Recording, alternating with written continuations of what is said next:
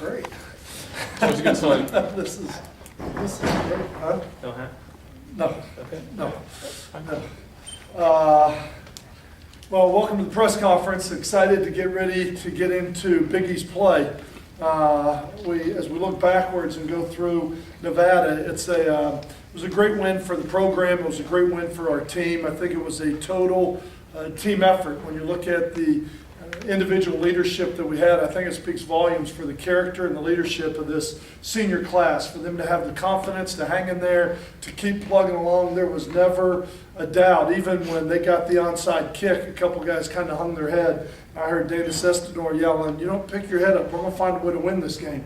We're not going out of here without a W." I think it's a real testament to the seniors. Some great individual performances.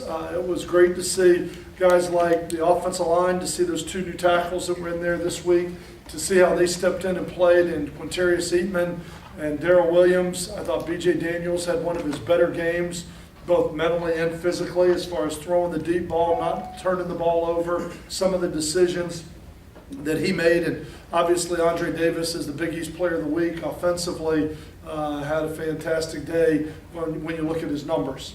I think there were a lot of guys that had some great performances. I thought defensively, Sam Barrington and Mike Linares played really an excellent game. And it may be hard to say that when you give up that many yards rushing, but I thought those guys really did a nice job in the middle, playing at the linebacker position. And then in the secondary, I thought Kayvon Webster and Ernie Tabutu really played a good game as well. So there were a lot of shining things in this game, a lot of things that we can build on. There's also a lot of things that we can correct. So it was a great game. I made the comment to one of the coaches earlier. I said if I could probably write the perfect scenario, I would write that we would go on the road and win an ugly game by 1 point. Never ask for that again. I won't do that again. I made that mistake last week. But I think, and why I said that, I think with this football team right now, for them to find a way to win on the road would be great for this team in a close game, with as many close games as we were in a year ago. To find a way to win a close game, I think will start to validate maybe some of the hard work that they've put in to the offseason. I also think being a close game is going to keep their attention as we come back and they're going to watch film and what do I got to do, how do I got to get better, etc. And I think it's going to really help continue to build this, because I keep saying the words, we're a work in progress right now. We got to keep getting better. We got to keep moving forward as a football program right now. It was not without expense, this win. There were some injuries along the way. Sterling Griffin has injured his knee and will miss the rest of the 2012 season, which is unfortunate because he missed 2 years ago with an ankle. He missed last year. He missed half the year last year with an ankle. And then for him to get injured in the second game of the year, it's just really unfortunate. It did not look like much on film. It was on the takeoff down on our sideline in which they were called for pass interference. And his knee just buckled underneath him the wrong way, and he will miss the remainder of the season. I do not know yet the status just of Jenkins right now, of Kayvon Webster right now, Marcus Shaw right now. None of those three really practiced today, so at this point we're just going to have to wait to see if they can overcome their injuries, with Jenkins being a back, which is kind of flared up, that they are doing all kind of x-rays and MRI tests to see if it's just muscular, if there's actually something there. Kayvon Webster just right now is still in too much pain to be able to run, and Marcus Shaw did not look very good yesterday. So we'll find out where we are as we keep moving forward. But right now all we can do, we talked about depth and how important that was on this football team, and some guys are going to have to step up. You just hate to lose some of that depth as you start to get into the season, this early into the season. We play this week with the conference beginning. Rutgers comes to town. I think Kyle Flood is doing a great job with that team. They're taking off right where they left off. When you look at them, they were number one in the league a year ago in total defense. They returned 10 guys that have significant starting time for them on the defensive side of the ball. And right now, in most statistical categories, they're ranked in the top 6, not in the league, but in the country. When you look at them, I believe they are 4th to 6th in most defensive statistical categories. Starts with Green at the linebacker in the middle. All three linebackers are back, very aggressive what they do. with their linebackers. They're not read and react guys. They blitz, they pressure, they come after you. They play a lot of man coverage. They have 3 returning secondary members of the secondary that are returning. All 3 linebackers are returning, and they have 4 defensive linemen that have starting experience that are returning. Very senior laden. I believe there's 7 or 8 seniors that start on this defensive football team. Will be a great challenge for us from an offensive standpoint. Most of the games that Rutgers is in is a low-scoring affair, and you've got to be prepared to win a baseball score, which means defensively we're going to have to play much better than we did a week ago.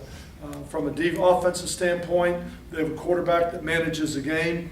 He's very solid in what he does. Their offensive line is big and physical. They come off the ball. They're long, they're rangy. They run the ball. They're a downhill run team, very physical, very tough. And what they do, you can tell they have built their offense and defense against each other because their offense is a downhill, run the ball, really because that's all their defense will allow them to do with as pressure-oriented as they are as a defense. They have the number 2 kick return team in the country. I believe they only have 1 return through 2 games, but they have dominated the 2 games that they have been in to this point.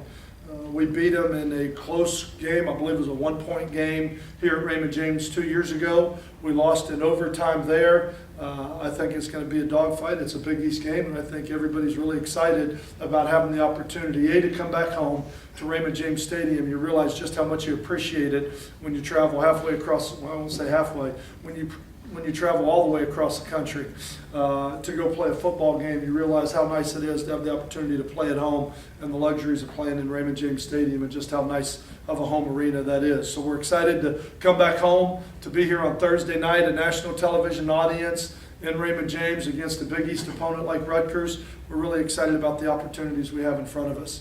What questions can I answer for anybody as we move forward? Skip, your team is, the first 2 games, you've shown the ability to hit the big play in the passing game. Is that something that's been an emphasis or something that's just developed throughout the games? No, it's been an emphasis. It's been an emphasis through camp. We talked about developing the depth and the speed at wide receiver and how important that was for us to be able to challenge the field vertically. He being B.J. Daniels, completed, I believe it was 5 balls over 40 yards or 5 balls over 50 yards. I saw that statistic somewhere earlier. And we just said we need to make it an emphasis. We need to be able to stretch the field vertically and not let people kind of gang tackle on us and bring everybody up. Last year we lost 4 starting receivers. When Terrence Mitchell went down, Sterling Griffin went down, and you're playing guys like Andre Davis and Ruben Gonzalez as freshmen. Deontay Welch was a redshirt freshman and showed up. We were very young. And so with the depth and experience now that we have at receiver, we felt like that's something that we have to be able to do as a football team. And through 2 games, it has been something that we've been able to execute. I don't know what the total number we've thrown down the field is at this point. I would imagine it's about 8 of them, in 2 games, but we've had some success in being able to get the ball up and go down and make a play. As more and more teams see that, how much do you think that can help your running game and the short game? Well, I think over time it's like we talk about. They can load the box and come down and stop our running game. We all say, oh no, what's wrong with our running game? But if you can hit 21 to 28 points on 3 or 4 plays by going over the top, then I'll play that game. Now, if we're going to overthrow them all and get no points out of it and not have a running game, but you got to make them pay. If they're going to try and, as I talked about earlier in the week, rob Peter to pay Paul, you got to make them be able to pay by going over the top of the ball, and that's something that we have been able to do through 2 games, but we got 10 more to go. So we got to continue that it's got to continue to be part of our offense. Is the Thursday game something you look forward to? I know you're on a short week this week, but just the exposure and the ability to, get the program out there on the national stage? Yeah, all that is something you love. There's no other college football game in the country. You're the only show from coast to coast. You're going to be on ESPN and every pretty much television around the country.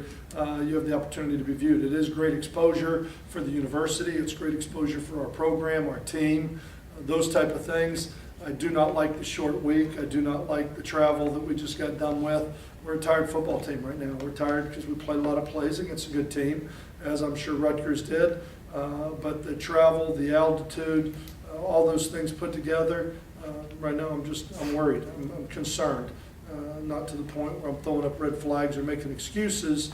I'm just concerned, and it's something that we've got to be leery of as we move forward. I got to make sure that we don't over-practice them this week. It's more physical than mental, kind of a A concern. little bit of both. I mean, it's a little bit of both. When you travel, it takes a lot out of you. But it's not something, as I said, it's not an excuse. It's not something that I'm raising a white flag up and say we surrender. It's just we've got to be very leery of it. We've got to make sure as coaches we're smart with our players this week. Besides, take the Thursday game if it's offered to you. I mean, what's the thought process when that's? Do you take it? I mean, you could, theoretically, you could say, no, we don't want Yes. to play. But, I mean, so does the benefit of the exposure outweigh all the bad stuff? The short week and everything? What's the outcome of the game? And I'll be able to answer that question better. The outcome of the game is a win. Yeah, it definitely overrides everything else. It's still about trying to get a win in conference play. I mean, yeah, the exposure is nice, but it's still about getting a win. The thing that's unfortunate, we were supposed to get back about midnight, and that was one of the stipulations that I said the only way I would play on Thursday night if we're going to play a day game out there. I'm not going to play at 7 o'clock in Nevada, which is 10 o'clock here, be done in the 1 in the morning and get back at 8 or 9 the next day. We were supposed to be back at midnight, but unfortunately through flight difficulties or whatever goes along on their side, it ended up just getting pushed back. The game went a little bit long. We got a little late getting out of there. Something about the air. Couldn't fill the tanks. We had to stop in OKC and refuel, so we had to put all the bags underneath, which took longer. I'm not trying to, there's a big laundry list of things that it seemed like if it could go wrong, it did. And instead you walk into your house at 4 o'clock in the morning rather than midnight on Sunday, knowing that you got to come back and practice that afternoon. So from those standpoints, no, I don't really like playing on Thursday night, but by the time we get to Thursday night, we'll be smart with them this week. We'll prepare quite a bit mentally and maybe not as hard physically as I typically would. You mentioned all the depth we have in the team. Does an injury to Sterling Griffin not have as much impact this year to how it was a couple years ago? Yeah, again, we can't lose 4 receivers. I don't know anybody in the country that can, like we did a year ago, when everybody started going out. But right now, definitely, Andre Davis is a year older. More experience, more ready to step into that. And in the first game Sterling goes down, he catches 12 balls for 190 yards. Where a year ago he's a true freshman making mistakes running the wrong route half the time. So yes, I think we're much more prepared to handle that. Terrence Mitchell being healthy on the other side helps us. The addition of Chris Dunkley to this football team helps us. So I think there's the addition of DeVario Montgomery and him being able to step in. Deontay Welch, who played last year as a redshirt freshman, was able to go in there and catch a huge third down for us, which kept that drive alive, which gave Andre the opportunity to catch the deep ball at the end of the game. If he drops that or runs the wrong route, we're not in that position to throw the deep ball to Andre. So I think when we talk about depth, that's what we talk about. There are guys more ready to step in and play a contributing role now than they were a year ago when we had some of those injuries. I'm sick for Sterling. I mean, your heart sinks into your stomach when you look at how hard that young man has worked and everything he's been through.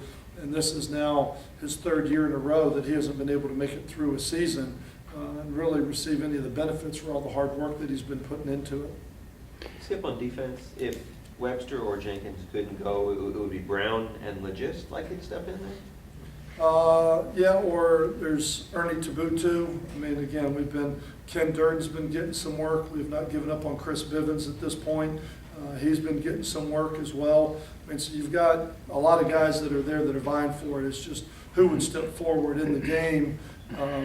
In the game, we ended up putting Ernie Tabutu in a little bit of safety with his speed and playing behind him, where John Legist is more over there behind Mark Joyce. But if we needed to move Mark over or John over, we can do that if we need to. We're just trying to explore all the options right now as we go through the week of practice because we don't know yet. So you don't want to make a permanent move and say, yeah, it'll be these 2.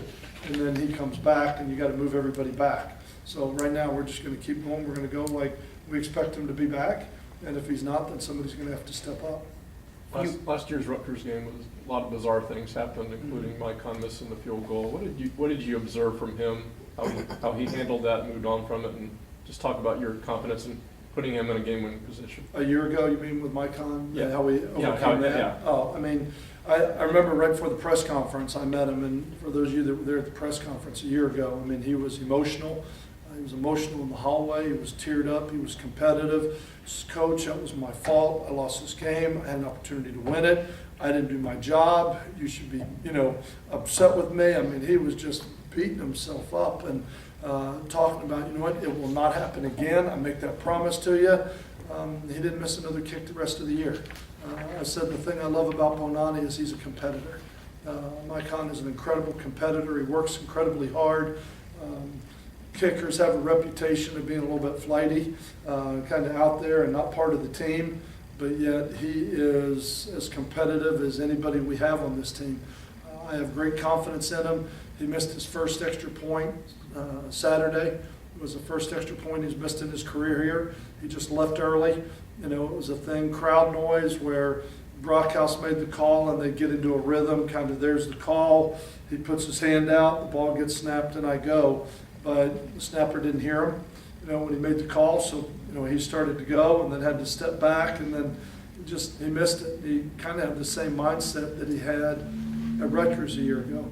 And if we have to miss one extra point in a game that we can win and not miss another kick the rest of the year, I'll take it. So I hope we get the same results that we got after the Rutgers game a year ago. But I have great confidence in him, great young man, great confidence, an excellent kicker, and a guy that I trust if it comes down to a kick. I have great confidence that he'd make it.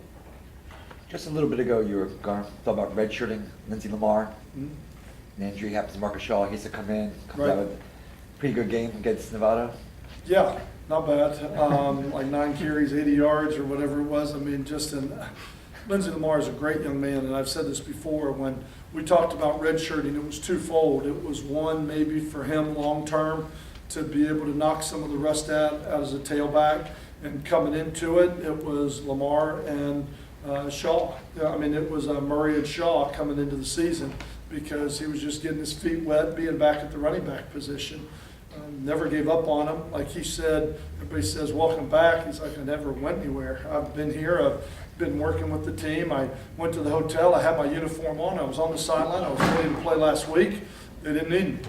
And that's how we said we were going to approach it. We're going to approach it one game at a time. And if we can get through halfway through the season, then we're going to talk about maybe we're going to be able to redshirt you. I'll try.